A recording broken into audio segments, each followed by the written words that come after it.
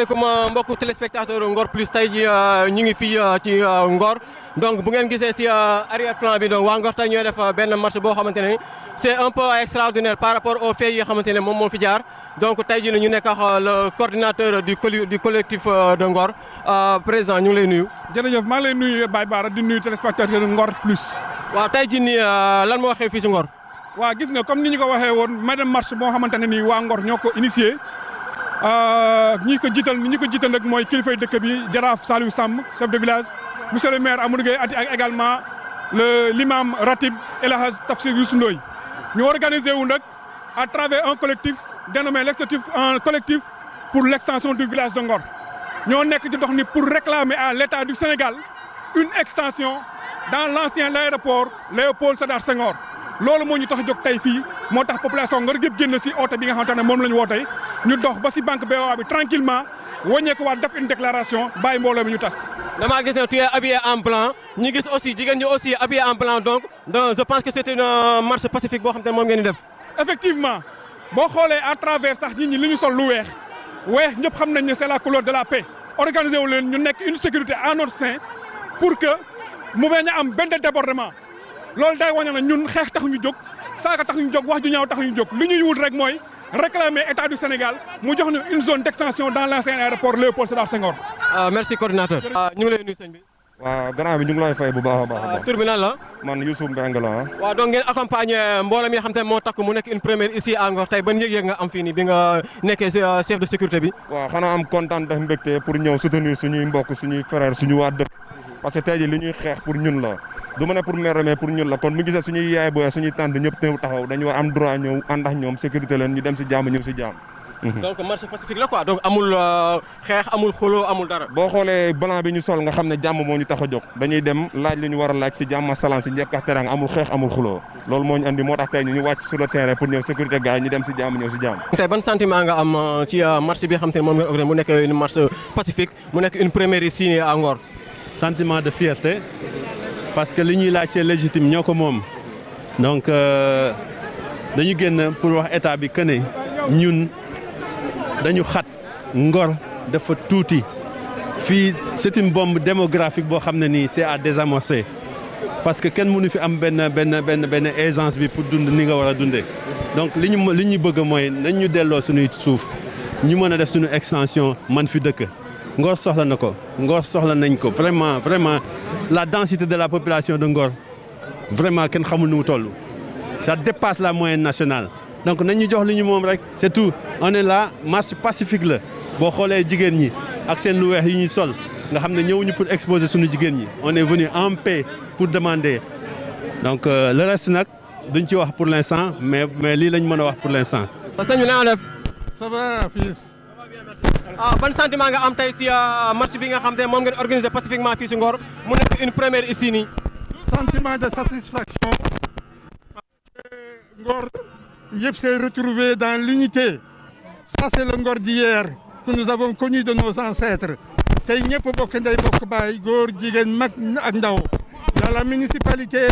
y a le chef du village y a l'imam Ratib y a les frères y a tout le monde hommes jeunes et femmes je pense ñëpp dañu juboo bokk ndey ak baay c'est une première dans l'histoire et c'est important nous allons vers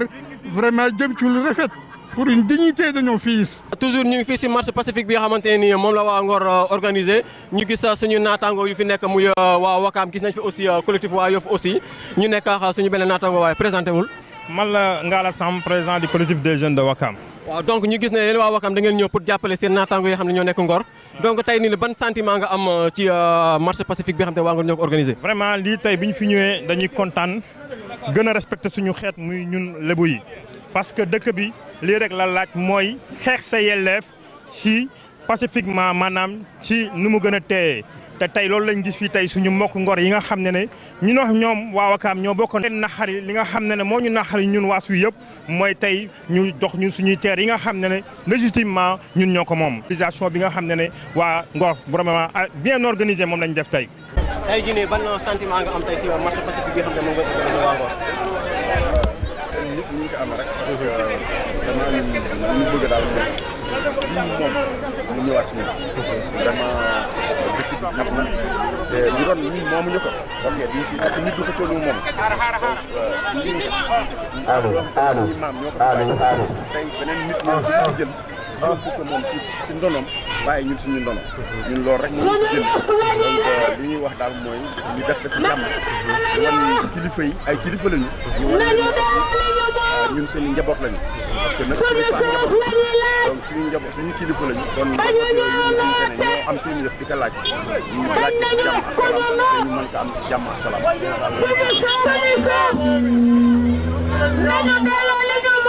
après nga jël banderole ndax ngor dafa xam Macky nañu delloo suñu suuf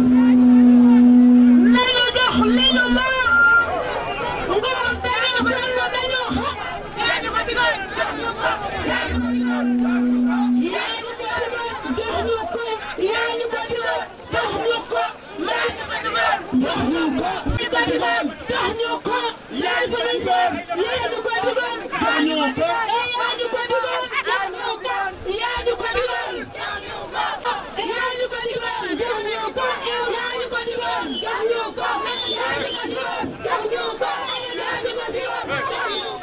ñu ngi fii ci Ngor toujours ci marché pacifique bi xamante ne waa Ngor ñoo ko organisé ñu gis suñu naataango Yoff yi fi nekk waa Wakam aussi ñu ngi fi ñu nekk benn membre collectif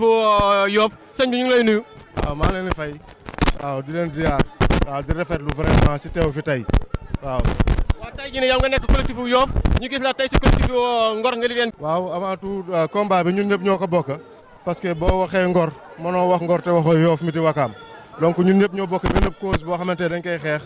donc moo c'est naturel daal dañ fi ñëw de façon naturelle parce que ñoo bokk combat bi ñuy xeex injustice la te dafa war a jóg te il faut ñu fekk. ñu ngi fii si marché pacifique bi nga xamante ne waa Ngor ñoo ko organisé ñu gis une très grande mobilisation ñu nekk ak Alex Ndiaye donc tey jii xam naa moom moo fi représenté monsieur le maire tey jii nii ban yëg-yëg nga am tey jii nii si li nga organisé nii. représenté moom monsieur le maire je suis sorti en tant que Ngorois. en tant que Ngorois mais en tant que aussi da nga nekk aussi si maire bi nii tamit nga teewal ko. responsable laa rek ci dëkk bi rek mais je suis sorti en tant que Ngorois. ban yëg-yëg nga am tey si li ngeen. waaw delloo sant suñu borom rek. waaw gën a sant suñu borom. waaw gën a sant. par les Américains.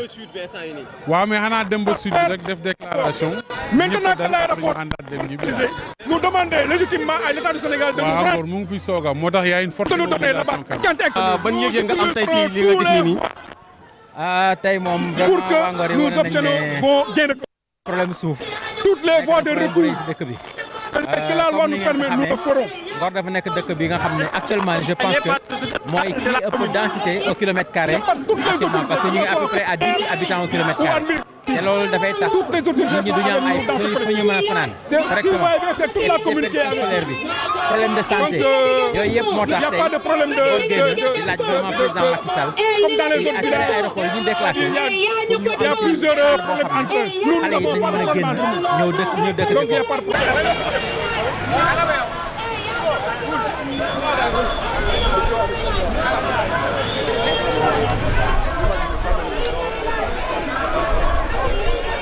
ñu ngi nii aussi toujours ci marché pacifique bi nga xamante ne Ngor moom la organisé je pense que mu nekk une fierté et une première ici dans l'histoire de Ngor ñu organiser marché pacifique te dara xew fi parce que boo gisee même gendarmerie ñoom ils ont été surpris de l'ampleur de cette marche donc ñu nekk fi ay jeunes muy ñu koy woowee Karbala tey ban yëg-yëg nga am si marché bi nii. yëg-yëg kontaan fier ci sama village ñëpp génn nañ imam chef de village ñëpp génn nañ jigéen ñi tous les associations Ngor daal ñëpp génn nañ kenn di suñu plan d'action la. lii si biir lii si ginnaaw nag jëbalu jëm parce que ñu ngi waxaat yeneen dem taal fa ay añ toog fa yendu fa parce que Macky Sall lii ça date de 2012 ba léegi. moo ne woon buñ ko falee moom dina faj injustice bi nag yàgg na te lu yàgg nag soof.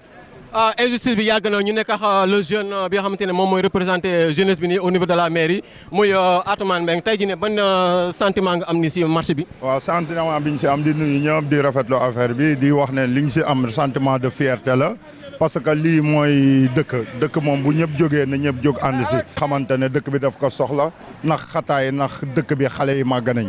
di ñaan yàlla nag li ñuy def nii te mu rafet nañu état dégloo noonu xam ne lu rafet lañ juddoo moom lañ xam bon nañ ñu fekk see si loolu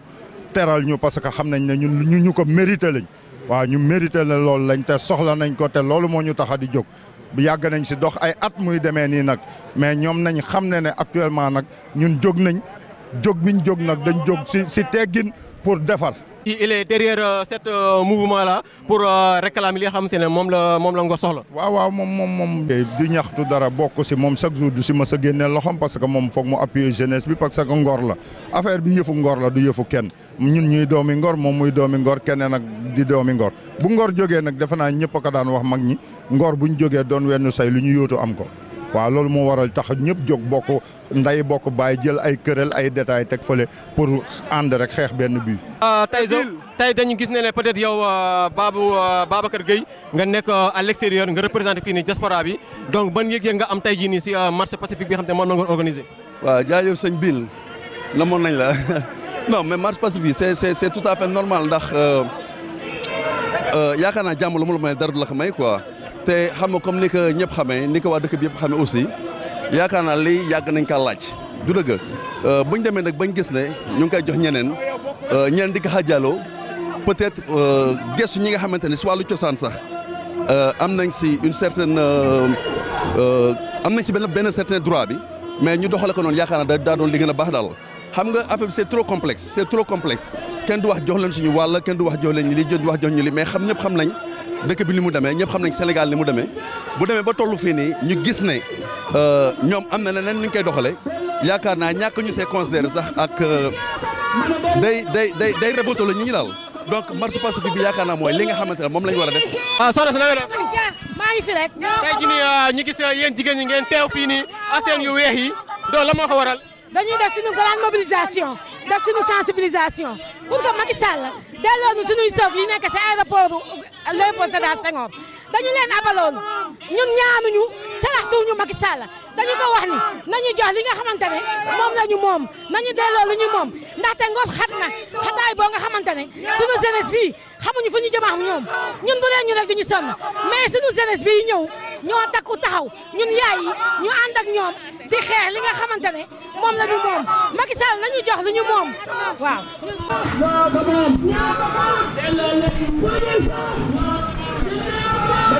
Monsieur le maire mu nekk loo xamante ne c'est une première ici à Ngor si marché pacifique bi nga xamante ne moom la Ngor organisé boo gisee envergure bi mu am tey nga xam ne waa Ngor ñëpp jóg nañ mobilisé wu ñu nekk ak monsieur le maire moom mi nga xamante ne ni chaque instant Ngor lu muy def moom moo si jiitu donc monsieur le maire tey jii nii ban yëg-yëg nga am si marché bi nga xamante ne moom nga organisé. déjà bu ñu nuyoo ñëpp rek sant yàlla parce que nii lañ ko bëgg woon nit ñi ñëpp ñun ay Sénégalais dañoo bokk ci dëkk bi dëkk ci dëkk bi kon nag ñu def rek génn ci jàmm ak salaam xam ne mën nañoo jox suñu ñaxtu jébbal ko président ci jàmm ak salaam benn yàqu-yàqu dara bañ ci am ci réew loolu lañ ñu ñaan yàlla may nañu ko alhamdulilahi rabbil alamin. Donc on a vu que vous êtes devant la scène de cette marche donc cela veut dire que donc yow toujours tu es en présence de la population de Ngor. waaw loolu dëgg la parce que lii fallait que ma ñëw teew wan leen ne ñoo ngi seen gannaaw ñoo ngi ànd ak ñoom di liggéey pour que ñu jàppale ñu lépp mën a jaar yoon voilà. donc yenn kàddu ngay jox population bi tey jii nii si marché bi nii. xanaa di gërëm ñëpp rek di sant ñëpp ñi fi teew ñëpp ñoo ngi leen di gërëm di leen sant di ñaan dëgg li tax ñuy def lii. yàlla na am succès pour suñu njaboot gi moo tax ñuy dox yàlla na ñu ci yàlla jàppale. ci place moom la waa Ngor état bi si zone aéroportière bi donc ñu nekk ak suñu benn kilifa suñu benn autorité muy adjoint au maire Alpha Ba mu nekk aussi benn jeune boo xamante ne aussi bu farlu si li muy def bëgg a Ngor bëgg jeunesse ngoroise donc monsieur le maire tey jii nii lan moo war a say tànk fii nii. waa jërëjëf Baye Bara tey comme ni nga ko gisee rek population Ngor yëpp ñoo génn. ñëw fii si piste bi bu ñu boobu problème de santé dafay am problème yu nekk sociaux yëpp dafay am donc loolu daal moo war a tey mobilisation bu mag bi nga gis communauté bi def communauté bi nag bu dajaloo ñun en tant que responsable de cette communauté mënuñu nekk en reste il faut ñëw ànd ak ñoom encadré leen gis ñu seen biir loolu daal moo war a tey ñuy tànk fii tey. waaye li ñu seetlu moo ne dañu tën xam jël ko def ko mbiri famille def ko mbiri partenaire mbiri parti mbiri waaso def lu leen neex ñun nag tey la ñoo wax ak yéen si lii gën a mujj suñu ay kàddu suñuy xol neexul ndax 864 hectares aw askan joxe ko en 1943 man bu ñu may andil ay domaine national ay domaine privé de l'État loolu 64 la judd ñun suñuy suuf bi ñu koy jox colon yi lañ ko jox en 1943 boobu état du Sénégal judduwul kon bu leen ma andil ay textes yoo xamante ne dañ ko def uniquement pour sàcc suñuy suuf ñun dañuy dem ñu naan lan l'état se comporte comme un particulier day may ku ko neex jaay ku ko neex abal ku ko neex dama ne ñun ñoo bañ suuf si ñu taxaw tey naka na leen wóor na ne du ñu nangu ñu di ko séddale ab Sénégal du ñu bàyyi on est autochtone on est riverain on est propriétaire. man maay Mamadou Ndoye je suis le coordinateur du collectif pour l'extension du village de Ngor kàddu yi ñuy yëkkati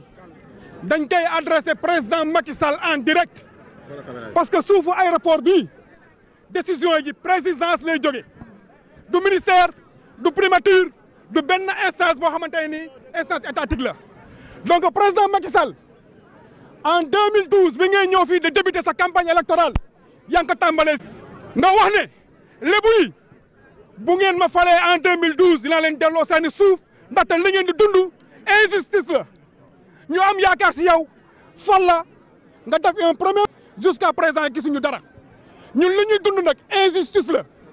dañu nekk di noot lébu yi dañu nekk di noot askan wi nga xamante ne ñoo dëkk fii si Cap-Vert loolu nag duñu ko nangu Ngor mu ngi réclamer 50 hectares fii si zone aéroportuaire bi président Senghor moom si mbir mi ci moom la tàmbali woon Abdou Diouf ñëw def remaniement des armées de ràññu bañ dee Ablaye Wade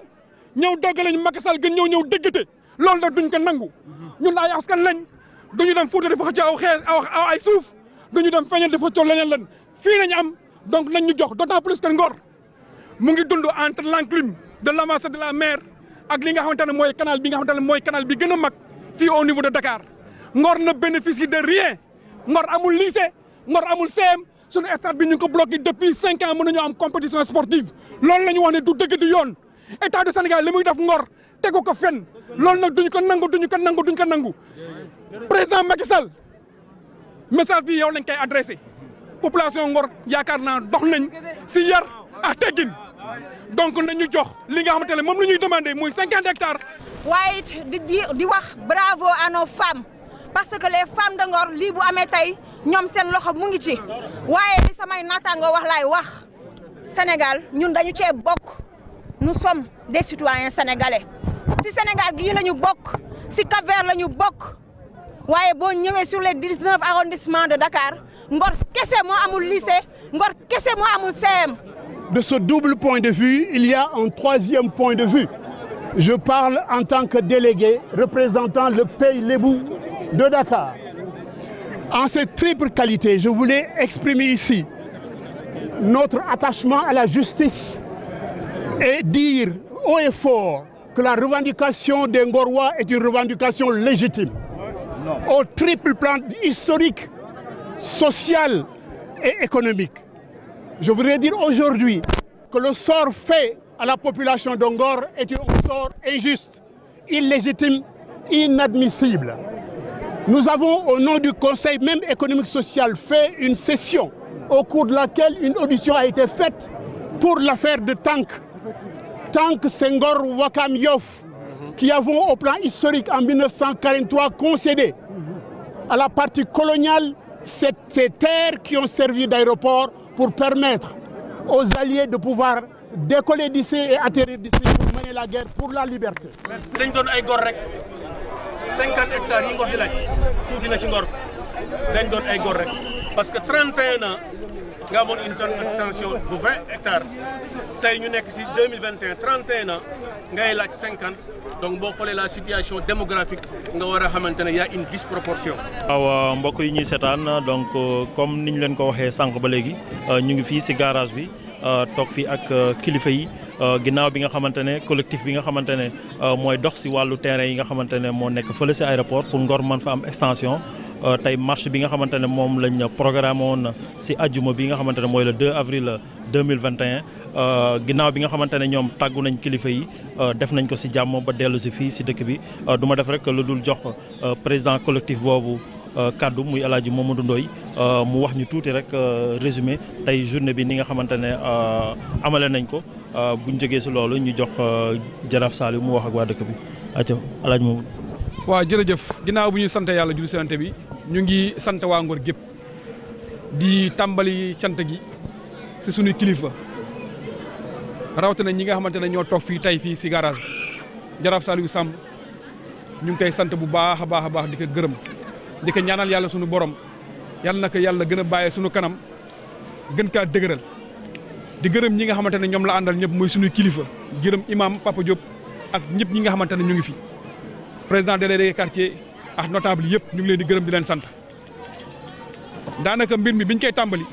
si ñoom lañ njëkk a ñëw waxtaan ak ñoom tàggu leen ñu ñaanal ñu jox ñu seen aval ñu tàmbali liggéey bi biñ jógee si loolu bu mën a ñoom nag muy ñoom notable dëkk bi jóge fa ñu dem si ki nga xamante ne mooy le maire de la commune Amadou Gueye Aty jóge fa aussi tamit dem fi nga xamante ne mooy kër si imam ratib Tafsir Youssou Ndoye ginnaaw si loolu nag collectif bi bind benn demande d'autorisation wala préavis ñu adressé ko ki nga xamante ne mooy le préfet de Dakar yóbbu ko depuis vendredi maanaam autorisation bi demandé nañ ko ça fait une semaine waaye tey si àjjuma gi daanaka bi ñu nekkee si biir jàkka ji bi ñu julli la ñu préfet woo nañu autorisé nañ leen pour ngeen def marche alors de 15h à 16h mu nekkoon lu jafee organisé parce que bu ñu waxee 15h ñëpp xam nañ ne àjjuma day xat ñu woo ñu à 14h si biir jàkka ji nañu autorisé lañ leen pour ngeen dem marche waaye 16h war na marche bi war na jeex lu jafe woon la waaye ñu ngi sant yàlla parce que population yi génn nañ ñu dem marche daanaka 16h45 ñu ngi waat si yoon bi di ñibbise 17h30 yaakaar naa fii la ñu fekk ñu ngi sant yàlla bu baax ndaxte ginnaaw population bi ni ñu génnee noonu def nañ marche bi si yar ak teggin ñu dem ci place bi def fa duñu déclaration ñibbisewaat fii si Ngor te ça s'est très bien passé donc defee nañ nii ñu ko kilifa yi sante woon nii ñu ko kilifa yi digle woon defee nañ ko noonu ndëk bu fekkente ne am na réussite dañuy sant bu baax a baax suñuy kilifa sant population yi Ngor bu baax ala rawati nag jigéen ñi ndaxte li tax ma jiital si jigéen ñi tey bi ñuy dox bi ñuy def marche bi seetlu nañ ne jigéen ñi ñoo nekkoon ci kanam yor banderole bi ñoom ñëpp ñu sol lu weex donc day am solo bu ñuy gërëm ñu gërëm jigéen ñi bu baax a baax rawatina ñi nga xamante ne ñoo nekk ci biir collectif bi di dox àndax ñun ci liggéey bi wax dëgg yàlla ñu ngi leen di sant di leen gërëm aussi tamit waa collectif bi bu baax bu ñu gërëmee collectif bi nag dañ ciy baral ak ngërëm waa frais yi ndaxte frais yi depuis le début ñu accompagner àndax ñun ci liggéey bi gërëm également waa Ngor dëbbu ndaxte ñoom mbir mi ci ñoom la tàmbale kon nag ñu ngi sant yàlla bu baax di sant waa Ngor di wax ne nag combat bi ñuy combat nii combat bu légitime la duñu ko arrêté tant que état du Sénégal joxuñu li ñu bëgg muy 50 hectares ci biir aéroport bi loolu nag ñu ngi defaat appel waa Ngor di wax ne nañu nekk à l'écoute du collectif ak kilifa yi luñ ñu digal rek bu soobee yàlla noonu lañ koy defee ñu ngi gërëm ñëpp di sant ñëpp. jërëjëf El Hadj Mamadou Ndoye donc moom moo nekk coordonnateur collectif bi nga xamante ne depuis boobu ñooy def ay réunion di def ay sensibilisation ba tey jii ginnaaw bi nga xamante ne fan yële def nañ fi benn point de presse tey ñu ñëwaat organiser waat marche bi ñëpp de génn ànd ak ñoom ba si piste bu fële donc jaraaf defe naa dégg nga li nga xamante ne tey président wax na ko si ni nga xamante ne noonu lañ organiser marche bi noonu la nit ñi génnee rawatina jigéen ñi ak mag ñi ak kilifa yi ñëpp ànd ak ñoom ñu dem fële ba si piste bi di réclamer li nga xamante ne daa yàgg nañ ko dégg say kàddu muy benn zone extension boo xamante ne tey Ngor soxla na ko ndax dëkk bi xat na amuñu lycée amuñu leneen ak leneen lu bëree bëri tey ginnaaw bi nga dégloo président mu defal la résumé tey nii journée bi demee tey ana kàddu yi nga xamante ne moom ngay sànni population bi di ko sànni tamit autorités yi nga xamante ne ñu ngi lay seetaan si télévision yi. asalaamaaleykum kàddu yi may njëkkee day mooy gërëm suñu borom ak suñuy njaboot ndaxte lii dalal nañu fi vendredi biñ laa yëg sax ñu ne c'est trop tard léegi nag alhamdulilah rabbil alamin je remercie le collectif devant son président ici les frères du village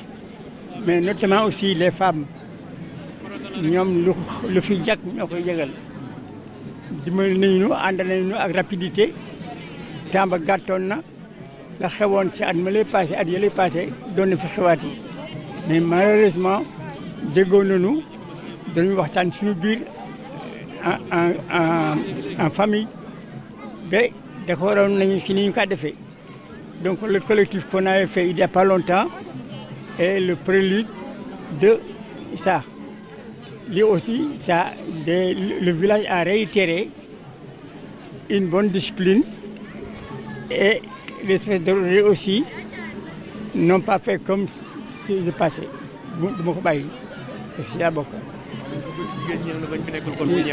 léegi nag jigéen ñi ñoo nekk en tête du dara ci ñun mais c'est une bonne organisation ça n'a pas dérapé dëkk bi yëpp kontaan na kilifa dëkk ba gi ni toog ki sama gwen nii c'est le président des délégués de quartier Babou Samb kese walla muy imam Papa Diop waxtaan nag imam yi sundoy ba décor moom mu ñëw kese topp imam Djibril Samb délégué de quartier mbooloo mi paa suñu gannaaw nag li ci am solo nag mooy administration boo ko laaj da nga am kàddu yooyu utilisé te xam nañ ko léegi jaar nañ si loolu lii ñuy laaj nag 50 hectares yi tax dafa ko xawoon a xeeb parce que 864 hectares moo nekk ci aéroport bi dog donc loola la bon waroon nañu jox dëkk bi 100 hectares des 700 et quelques ñu jël ko waaye comme ñoom ñooy décidé te ñun ay simple propriétaires la ñu des propriétaires utilisant aussi les terres depuis belle lurette nuy maamaat si la ñu daan béy di dundee madda yi ngeen di jëlee tey Casamance amoon na fii si aéroport bi si jamono fële que nañ ba fi la daan ñoree fi la daan utiliser loolu nag boole ka organisation bi xale yi andi léegi ak discipline bi ñu yor dañu see bëgg jigéen ñi nag si ñoom laay jëkkee à part le collectif qui les a organisés en accord avec les frères du village donc amul dérapage amul benn yàq-yàq xalaatoon naa sax ñu infiltrer leen mais malheureusement avec le truc encadré avec votre vigilance rien à foutre jàggat ñëf Ngor kontaan na lu mel ni boo amatee Ngor itam yoon waa ngi nii léegi naa ndax ak yar naa ndax ak déggoo ànd ak discipline concertation bi ngeen di def nag bu leen ko bàyyeeti di concerter wu entre vous avant d'agir te mooy li ngeen def donc le point de presse c'était comme ça c'était une réussite mais aussi c'est une réussite alhamdulilah rabbil alamin ñu kon sant ci borom donc yaa rabbi lakal hamdu kama yanbahi li jalali wajhika wa li azimi sultanika alhamdulilah suñu borom dëkk bi tam alhamdulilah ñëpp kontaan nañu donc jërëjëf donc mbokk yi yéen a dégg donc Jaraaf Saliou kaddu yooyu lay yëkkati jëmale ko si askan wi jëmale ko si autorités yi nga xamante ne ñoom la collectif bi demoon sa piste ba fële di wax ak ñoom si situation yi nga xamante ne Ngor mu ngi koy dund defe naa loolu du ma si delluwaat ñoom wax nañ ko seen i kaddu mooy Ngor di mu xatee amul lycée amul lu bare te ñu ngi koy jox ay sénégalais yoo xamante ne Ngor ñoo leen si gën a yey donc lii lañ leen indiloon fii mu nekkoon jeexital boo xamante ne premier pas la rek comme ni ko président bi waxee si seen plan d'action mooy def nañ benn marche pacifique am na yeneen plan d'action yoo xamante ne tey moom la ñuy waajal xam naa si fan yi di ñëw ñoom dinañ ko indiwaat bon ñu bàyyi président mu tëj après ñu tëj jataay bi. waaw tëj bi nag yaakaar naa kàddu gërëm la yéen ñi nga xamante ne yéen waaw yéen ñi nga xamante ne yéen jàllale suñuy wax muy la presse surtout nag presse locale Ngor TV Ngor Plus ñu ngi leen di gërëm di leen sant bu baax. ndaxte yéen a ngi ànd ak ñun ci liggéey bi depuis le début ànd ngeen ak ñun ci quartier yi ak ci grand place yi pour waxtaan ak population yi pour sensibiliser leen donc ñu ngi leen di gërëm di leen sant di gërëm aussi tamit bu baax le commandant du poste de gendarmerie de Ngor mu ngi fii door a ñëw certes amagu fi sax 2 semaines waaye ànd nag ñun ci liggéey bi ba daanaka démb sax dafa ànd ak ñun si site bi pour def li nga xamante ne mooy itinéraire bi ànd ak ñun wax dëgg yàlla te boobu ba léegi mu ngi collaborer ak ñun donc ñu ngi koy gërëm di ko sant bu baax message bi ñuy lancé nag mooy na waa Ngor nañu ñëw ànd ak ñun si liggéey bi ndaxte liggéey bi du liggéeyab kenn liggéeyab génération future yi la parce que Ngor xat na torop te li ñuy dund si biir Ngor dafa metti te li ñu laaj nii c'est légitime ñun ñoo ko moom suñuy maam ñoo ko moom donc li ñuy laaj ñun ñoo ko moom naka waa Ngor yëpp xamee noonu donc bu collectif bi woote waatee nañu defaat la même chose une benn mobilisation ñu génnaat laajaat li nga xamante ne moom la ñuy laaj donc ñu ngi gërëm ñëpp di sant ñëpp di jox rendez-vous prochainement population Ngor jërë ngeen jëf. a'uuzu billahi mina shaytaani rajiim alhamdulillahi rabbil alamin bismillahi rahmani rahim alhamdulillahi rabbil alamin arrahmani rahim maliki yawmi ddin iyyaka na'budu wa iyyaka nasta'in ihdina siratal mustaqim siratal ladina an'amta alayhim ghayril maghdubi alayhim wala ddallin rabbana atina fid dunya hasanatan wa fil akhirati hasanatan wa qina adhaban nar rabbana la tuzigh qulubana ba'da idh hadaytana wa hab lana min ladunka rahmatan innaka antal wahhab rabbana inna nas'aluka an tuyassira lana umurana allahumma inna nas'aluka an tuyassira umurana allahumma inna nas'aluka an tuyassira umurana rabbi yassir wa tu'assir rabbi yassir wa tu'assir rabbi tammim li khair wa bi tawfiq allahumma salli ala sayyidina muhammadin wa ala alihi wa sahbihi wa sallama taslim subhana rabbika rabbil izzati amma yasifun wa salamun ala al mursalin walhamdulillahi rabbil alamin yal na yàlla nangul sunu ñaan